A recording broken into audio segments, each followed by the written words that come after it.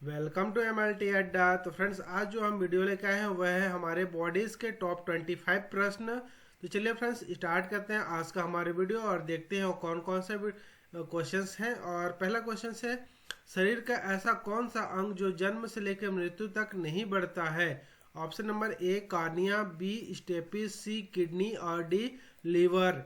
तो जो मनुष्य जन्म से लेके मृत्यु तक उस अंग नहीं बढ़ता है तो वह होता है answer number A cornea. Cornea एक ऐसा अंग होता है जो शरीर में सभी अंग बढ़ते हैं, किंतु कार्निया को छोड़ के सभी अंग जन्म से मृत्यु तक बदलते रहते हैं। बाकी सिर्फ कार्निया ही है जिसमें कोई भी बदलाव नहीं आता है।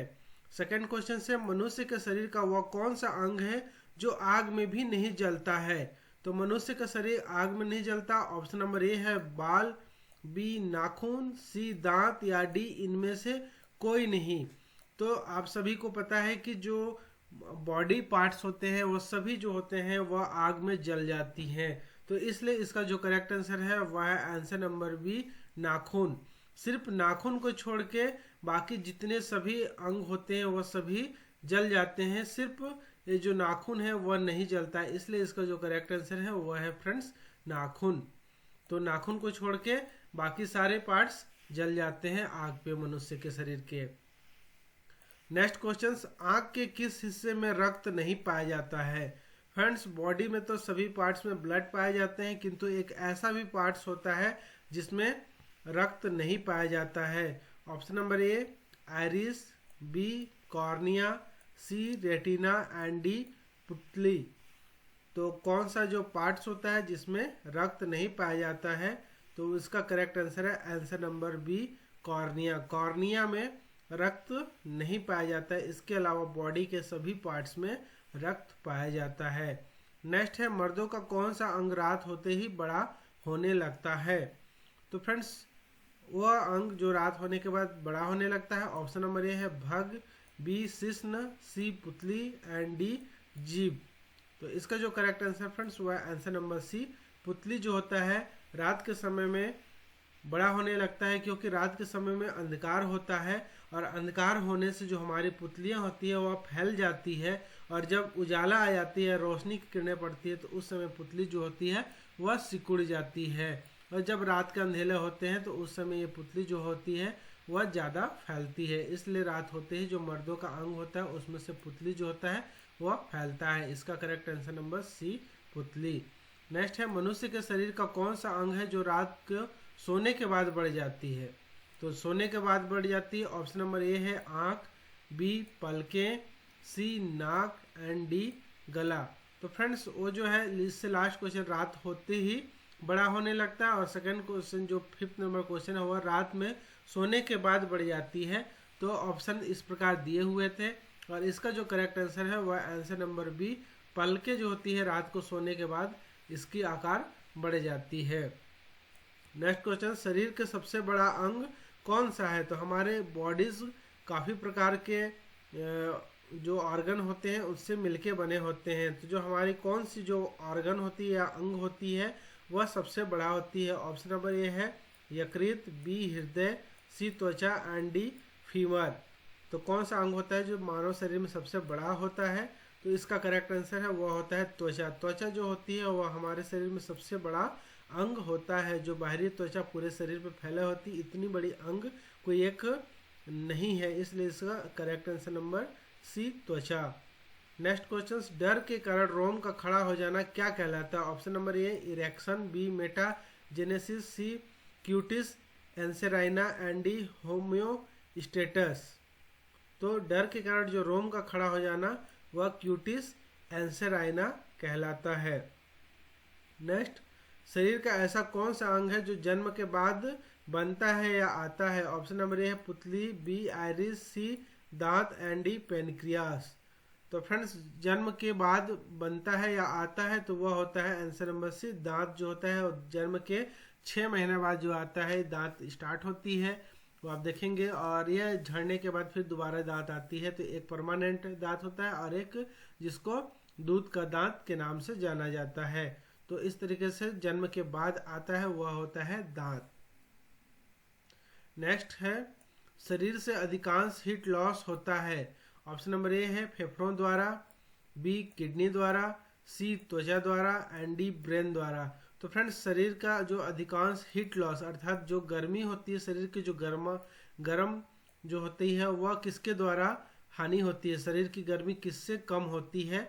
तो इसका जो करेक्ट आंसर है वह है आंसर नंबर सी त्वचा। त्वचा के द्वारा शरीर की जो अधिकांश गर्मी होती है वह लॉस होती है। नेक्स्ट है शरीर की सबसे छोटी कोशिकाएं का नाम क्या है। ऑप्शन नंबर ए है शुक्राणु, बी अंडाणु, सी एपिथेलियल एंड डी रक्त कोशिकाएं। तो फ्रेंड्स जो शरीर की सबसे छोटी कोशिकाएं होती है वह होती है सबसे छोटी कोशिकाएं शुक्राणु, और जो सबसे बड़ी होती है वह होती है अंडाणु। तो इस तरीके से शरीर की सबसे छोटी कोशिका शुक्राणु जो कि सिर्फ पुरुषों में पाया जाता है, और शरीर की सबसे जो बड़ी कोशिकाएं होती है अंडाणु वो सिर्फ महिला में पाई जाती है। तो इस तरीके से ये दोनों छोटा और बड़े के उदाहरण हैं। नेक्स्ट है सर्कस के बौने किस हार्मोन्स की विकृति के कारण होते हैं। तो सर्कस में आप बौने होंगे जिसमें आप देखेंगे उनकी वृद्धि रुक जाती है। तो ऑप्शन है पीयूष ग्रंथि, बी थायराइड ग्रंथि, सी प्रीनियल ग्रंथि एंड डी एड्रिनल ग्रंथि। तो इसका करेक्ट आंसर है वह होता है पीयूष ग्रंथि के हार्मोन्स की जो कमी होती है उसी के कारण जो बच्चे होते हैं वह बौने हो जाते हैं। नेक्स्ट क्वेश्चन, शिशु के बाल्यावस्था में सक्रिय हुए वयस्क में निष्क्रिय होने वाली ग्रंथि का नाम है। तो शिशु के बाल्यावस्था में जो कौन सी ग्रंथि होती है जो कि विकसित होती है। तो ऑप्शन है प्लीनियल काय, बी थाइमस, सी पीयूष ग्रंथि एंड डी उपरोक्त सभी। तो इसका जो करेक्ट आंसर होता है फ्रेंड्स वह होता है आंसर नंबर ए पिनियल काय। तो जो पिनियल काय होती है वह शिशु की बाल्यावस्था में सक्रिय होती है और वयस्क में निष्क्रिय हो जाती है। नेक्स्ट क्वेश्चंस, एक वयस्क व्यक्ति में ब्रिक का वजन लगभग कितना होता है। तो एक जो वयस्क व्यक्ति होता है उसमें ब्रिक का जो वजन होता है option number A 300 gram, B 400 gram, C 50 gram and D 150 gram. तो इसका जो करेक्ट आंसर होता है फ्रेंड्स वह आंसर नंबर डी 150 ग्राम होता है। नेक्स्ट क्वेश्चंस, हमारे शरीर का कौन सा हार्मोन्स ब्लड प्रेशर को नियंत्रित करता है। तो जो हमारे बॉडीज का जो ब्लड प्रेशर है उसको नियंत्रित करने वाला हार्मोन्स ऑप्शन नंबर ए है pepsin, B electro positive, C renin and D ptyalin. तो ब्लड प्रेशर को जो नियंत्रित रखता है वह होता है answer number C renin. Next question, कौन सा रक्त समूह में से कोई भी एंटीबॉडीज नहीं पाया जाता है। तो ऐसा कौन सा ब्लड का समूह होता है जिसमें एंटीजन नहीं पाया जाता है। Option number A blood group, option number B blood group, option number C A B blood group and option number D O blood group. तो ऐसा कोई भी एंटीबॉडी नहीं पाया जाता है वह होता है option number C A B जो ब्लड ग्रुप होता है उसमें कोई भी एंटी बॉडी नहीं पाया जाता है, किंतु उसमें एंटीजन होता है वह ए और बी दोनों एंटीजन नहीं होता है। सॉरी, ए और बी दोनों एंटीजन होता है और कोई भी एंटीबॉडीज नहीं पाया जाता है। इसके जस्ट अपोजिट जो ब्लड ग्रुप ओ होता है इसमें कोई भी एंटीजन नहीं पाए जाते हैं। एंटीजन कोई भी नहीं पाया जाता है ब्लड ग्रुप ओ में, और इसमें जो एंटीबॉडी होते हैं वो ए बी दोनों पाया जाता है। नेक्स्ट क्वेश्चन, मनुष्य में निषेचन कहाँ होता है। तो मनुष्य में जो निषेचन होता है वह ऑप्शन नंबर ए है अंडाशय में, बी गर्भाशय में, सी सर्विक्स में या डी फैलोपियन ट्यूब में। तो फ्रेंड्स आप देखे होंगे कि जो फैलोपियन ट्यूब्स है इसकी आकार कुछ इस तरीके से है, जो कि यहाँ से जो ओवरीज होते हैं जो ओवरी से एग लेते हैं, इसके बाद इसका जो निषेचन होता है वह इस ट्यूब में होता है। ये जो होता है वो फैलोपियन ट्यूब कहलाता है। फैलोपियन ट्यूब के जो थाइमस होते हैं, सॉरी फैलोपियन ट्यूब के जो एम्पुला होते हैं, एम्पुला में निषेचन होता है। इसके बाद 1 से 2 सप्ताह के भीतर यहाँ गर्भाशय में इसका आरोपण हो जाता है। इसके बाद यहीं से इसका वृद्धि और विकास होता है बच्चे का। तो इसका करेक्ट आंसर है answer number D fallopian tube में। मानव शरीर में कुल पेशियों की संख्या कितनी होती है। 290, 300, 639 या फिर 1000। तो जो कुल पेशियों की संख्या होती है वह 639 होती है, और कुल जो हड्डियों की संख्या होती है वह 206 होती है। किंतु जो नवजात बच्चे होते हैं उसमें कुल हड्डियों की संख्या लगभग 300 होती हैं। नेक्स्ट, एकमात्र ऐसी धमनी होती है जिसमें ऑक्सीजनेटेड रक्त नहीं बनता है। आप सभी को पता होता है कि ऑक्सीजन O2 से युक्त जो ब्लड होता है वह धमनियों में बहता है, किंतु एक ऐसा धमनी भी होता है जिसमें ऑक्सीजन से युक्त ब्लड नहीं बहता है। तो उसका करेक्ट आंसर है पल्मोनरी धमनी। पल्मोनरी जो धमनी होती है वह हार्ट से जो राइट आर्टरियम होते हैं वहाँ से ब्लड को वेंट्रिकल के माध्यम से लेके राइट आर्टरियम से राइट वेंट्रिकल जाता है, वहाँ से इसको कलेक्ट करके ये फेफड़े तक लेके जाता है, वो होता है डीऑक्सीजनेटेड ब्लड। तो इस तरीके से इसका करेक्ट आंसर है, आंसर नंबर है पल्मोनरी। नेक्स्ट है, एक महिला में आने वाला प्रथम मासिक चक्र क्या कहलाता है? तो ऑप्शन है मेनार्क, बी है मिनीपोज, सी डिस्मिनोरिया एंड ई है एइमिनोरिया। तो फ्रेंड्स सबसे पहले तो आप देखेंगे डिस्मिनोरिया।